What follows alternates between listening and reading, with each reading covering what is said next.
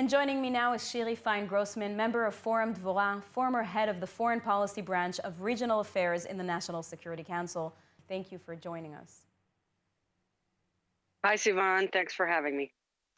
Shiri, the fighting in Lebanon continues with Nasrallah wiped out, by Hezbollah still armed and actively engaged. What key objectives must be achieved before this conflict can end, allowing the northern residents of Israel to safely return to their homes? Well, Sivan, the main thing is just to get as many operatives killed as much as possible and take away as many rockets as we can before we are stopped by a ceasefire. And the main thing is to achieve is the day after, the ability, the freedom to act when needed, when we see a credible threat or when we see rearmament of Hezbollah. Is the ability to take care of our own security for the first time, to make this the last Lebanon-Israel war.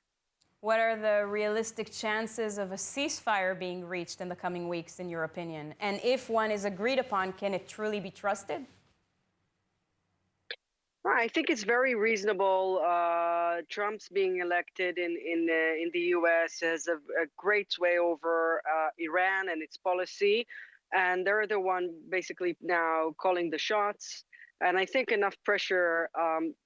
It's a matter of balance. You don't want to go too harshly against Hezbollah, so he has no reason to get to some sort of negotiations. But in the meantime, you don't want to keep it too strong to be able to hit Israel in a surprise attack. But I definitely think there is a reasonable opportunity on the table to reach a ceasefire in the coming weeks. And do you think such a ceasefire can be trusted? Again, it's a matter of will we have, and I think that's what's stalling getting to a ceasefire now, is the Israeli freedom to act whenever it sees a threat or, Hezbollah arming up, transferring of weapons, our ability to attack any transfer of weapons in the region to Lebanon, into the hands of Hezbollah, to stop his growing back to influence and power.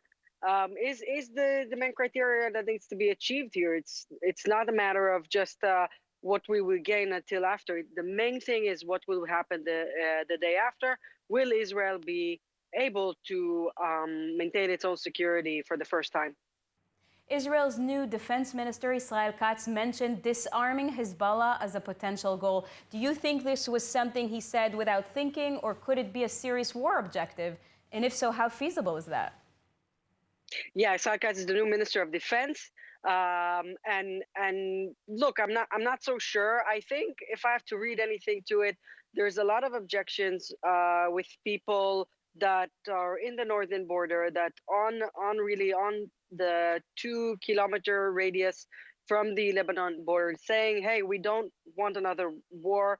We've been taking such great damage for such a long time. We're already out of our homes. Please take this advantage and destroy Hezbollah as much as possible." And I guess it's tempting to think that we can go all the way and bring Hezbollah down to his knees and to make him disappear. I think anything is possible. It's just a matter of the price, and having so many wars, so many fronts that Israel is fighting is kind of running out of its strength and its power. So we have to be smart. We have to be focused. People are in reserve duty for a long time. Families are out of their homes. And it's a real question. How much more can the IDF go on like this, with a major escalation both in Gaza and in Lebanon, and drones and rockets coming out from the east, whether it's Iraq or Yemen or through the west.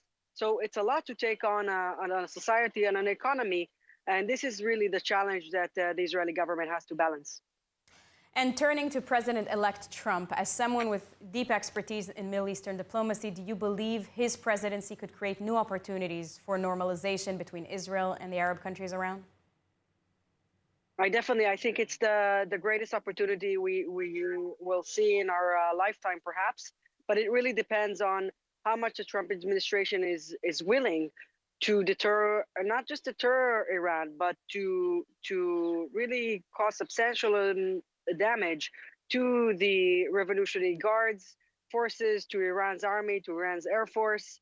Will it be willing to go alongside Israel and destroy their nuclear program, or prevent it, or go, disable it for a few years? If that could be achieved, that will signal to Saudi Arabia that America is willing to use force to deter Iran, to support its allies in the region, and to create a new reality in the Middle East. Without that, it will be very hard to bring Saudi Arabia to the table, and that's without talking about the Palestinian issue, the two-state solution that Saudi Arabia is still hoping to achieve. Shiri Fein-Grossman, thank you very much. Thank you, Sivan.